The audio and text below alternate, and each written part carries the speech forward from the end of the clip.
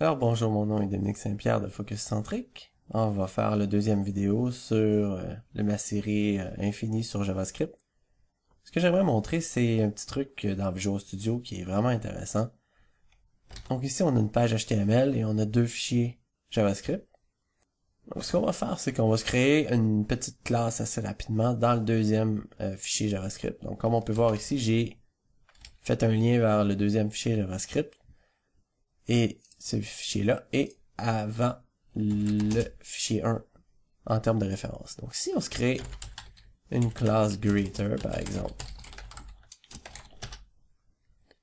donc il va avoir une seule méthode, une seule fonction qui va dire bonjour à quelque chose ou quelqu'un. Pour l'instant, on va juste écrire dans la console. C'est pas très intéressant pour l'instant ce que l'application fait, mais ce qui est intéressant, c'est la petite fonctionnalité, si vous connaissez pas, les références qu'on peut mettre dans Visual Studio, ainsi que comment déclarer la documentation à travers le code JavaScript. Donc ici, ce que je fais, c'est que je me déclare une classe greeter, et elle va avoir une seule fonction, qui va être un sayHello. Donc en faisant ça comme ça, je peux aller dans mon fichier 1. Maintenant, si je lui dis ici, mettons qu'on a un service qui s'appelle pour les communications, par exemple, ça serait une classe aussi, et lui va avoir une fonction d'initialisation avec un username, par exemple.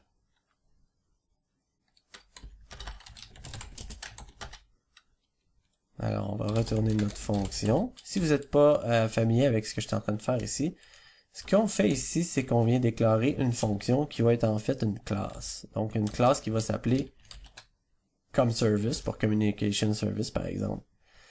Donc, à l'intérieur de notre service, on peut venir déclarer des fonctions.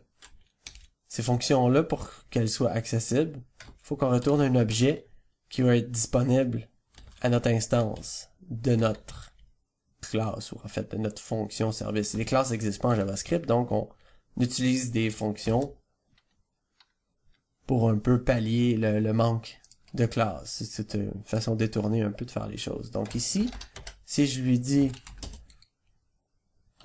mon service va être égal à new comme service, et là je peux lui dire service.init. Bon, maintenant si je suis dans mon fichier 1 et que je veux me déclarer, supposons, un greeter, on voit ici que j'ai pas accès à l'objet greeter. Donc une chose que Visual Studio nous donne accès, c'est de déclarer des commentaires JavaScript et de faire référence à des fichiers JavaScript qu'on a dans notre solution pour que lui aille détecter le code qu'il y a là-dedans et aller nous donner accès à nos objets. Comme par exemple, il vient voir dans le fichier 2.js, il va venir voir qu'on a une classe greeter et il va même être capable de venir décortiquer l'objet qui est retourné de cette classe-là. Donc, par exemple, si je dis maintenant une variable G qui va être un new greeter, on voit maintenant que j'ai l'intelligence. Et là, j'ai l'intelligence sur mes fonctions aussi. Mais ça va un peu plus loin que ça. Maintenant, si on veut vraiment aller se mettre de la documentation intéressante, donc on peut venir dire ici un summary, un peu comme qu'est-ce qu'on a en C#. Donc je pourrais dire ici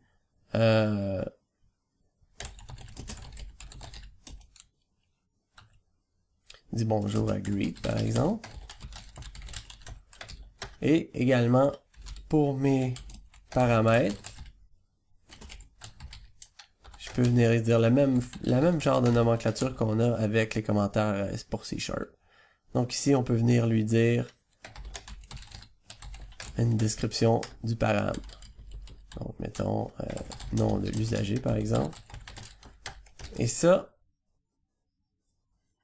si je retourne ici et que maintenant je call ma fonction sayHello, Et maintenant, on peut voir les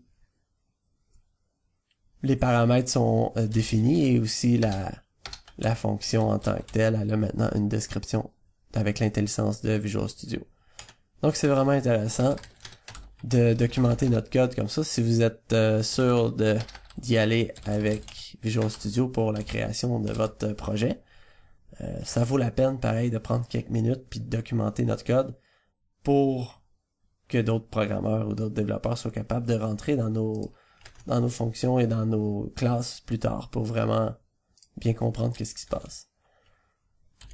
Donc ici, si on va de l'autre côté et que j'exécute ça,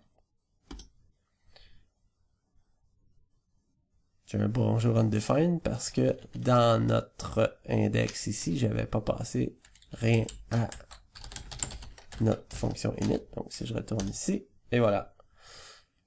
C'est pas grand chose, c'est quand même très intéressant par exemple d'avoir ça. Et à se souvenir que référence va toujours nous donner accès à une autre classe pour que l'intelligence fonctionne. Une autre chose que j'aimerais discuter aussi, c'est à chaque fois que vous faites du code JavaScript, prenez toujours l'habitude d'utiliser un use strict en haut de votre fichier JavaScript. Donc, le use strict, ce que ça fait, c'est que ça va venir indiquer à l'interpréteur JavaScript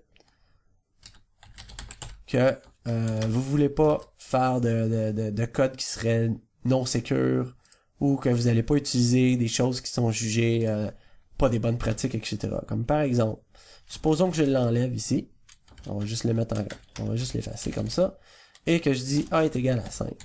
Puis là, dans notre greeter, je vais venir rajouter que, mettons, A est égal à, et là je dis A. Donc si je vais de l'autre côté, et que je roule ça, on voit que c'est égal à 5. Le problème avec ça, c'est que en venant déclarer une variable, premièrement, j'ai même pas le mot var devant l'objet qui est ici.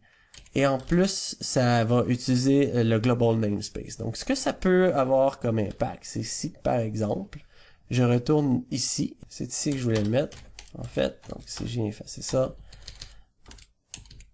et puis que là, je dis,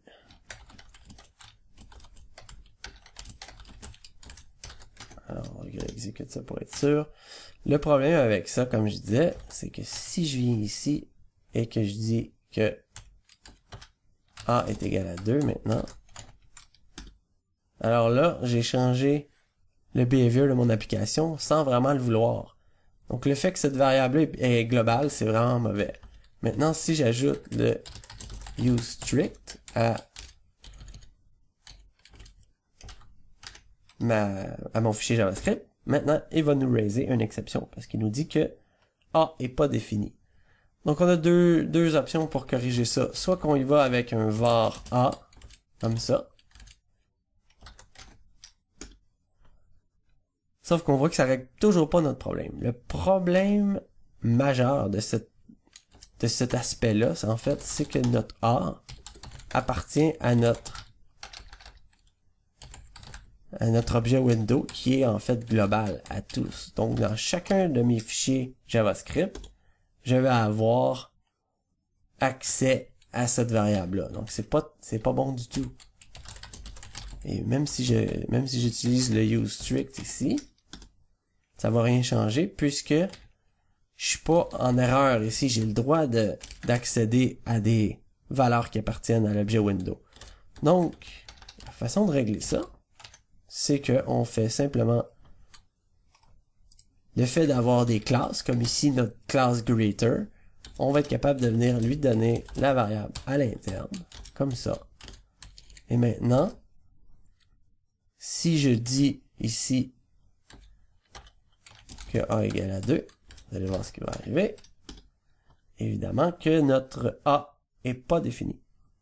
Parce que maintenant, la variable windows.a n'existe plus. Donc si j'enlève ça comme ça, maintenant notre variable a été complètement cachée aux autres, si on veut, aux autres modules de notre application. Donc ici on voit bien que le window.a est maintenant undefined. Donc c'est une bonne façon de créer des classes. Il y a une autre façon aussi de créer une classe, c'est que si on veut y accéder un peu plus de façon statique, si on veut, même si c'est pas vraiment la bonne façon de voir ça, puisque les classes n'existent pas en JavaScript, c'est que des fonctions ou des objets. Ici, ce qu'on fait, c'est on va créer un objet JSON, en fait. Et là, ici, j'ai quelque chose à rajouter, mais je vais pas vous montrer c'est quoi exactement tout de suite. Donc, si je crée ça comme ça, maintenant ici, j'ai plus besoin de me créer une variable comme ça. Je peux carrément dire simplement